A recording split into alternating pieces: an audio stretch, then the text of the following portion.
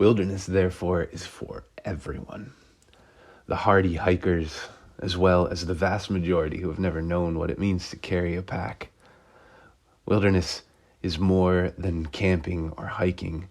It is a symbol of a way of life that can nourish the spirit. Sig Olson, from Living Wilderness, 1968. Life is wild. I am wild. Wilderness is powerful. Wilderness is dangerous. Wilderness is in me.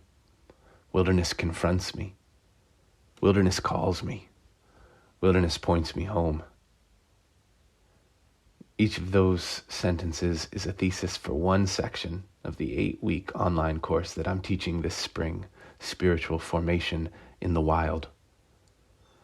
The idea of wilderness and the material stuff of experiences that we call wild are brimming with vitality, complication, and invitation.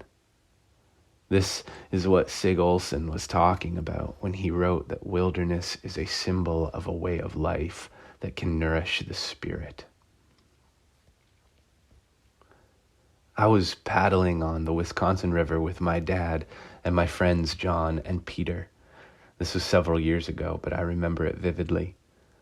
We were paddling downstream into a fierce wind that was whipping up waves and that all but reversed the current. Cold rain stung my eyes and cheeks. It was precarious. It was tohu va bohu, the chaos of wildness that precedes creation in the origin myth of the Hebrew Bible.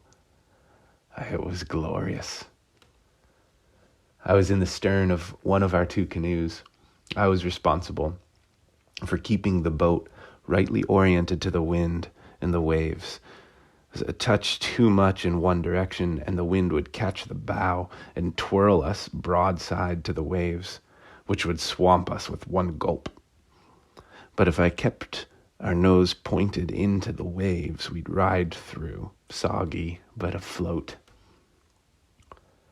My mind was empty of all but the task of holding this balance. I say mind, but there wasn't time between gusts for conscious calculation. My whole body, my whole sensory self partook in the task. And for all their ferocity, the wind was not a foe, nor the current, nor the waves. They were companions in this play of balance. Each tilting wave informed the way I angled my wrists, and thereby angled the blade of the paddle in the water. Each gust that I felt on my cheek informed how I leaned my torso, informed the muscle that I put into each stroke, or my restrained pause between gusts.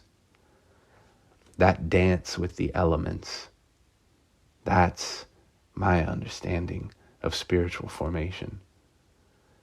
Spiritual formation is the wild practice of living in balanced relationship with every element and quality of human nature.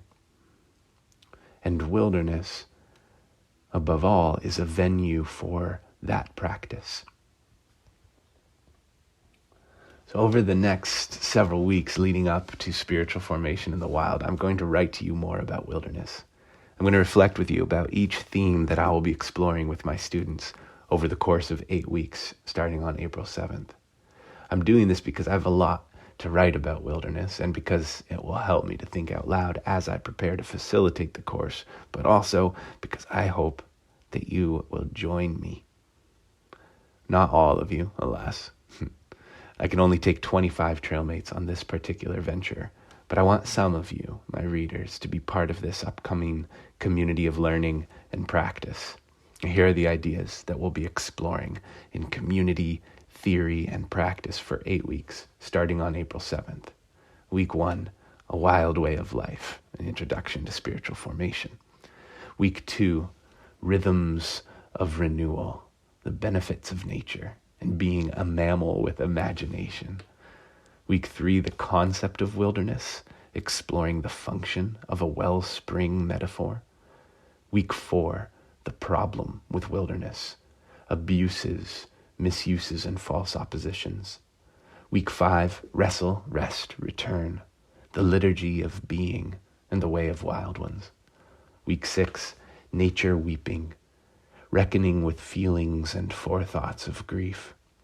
Week 7, common as mud, rooting and tending your wild and precious work. And week 8, a ritual of return. Wilderness points us home. So more soon about the rhythms of renewal. Meanwhile, think about joining me. Reach out if you have any questions. I'd love to connect.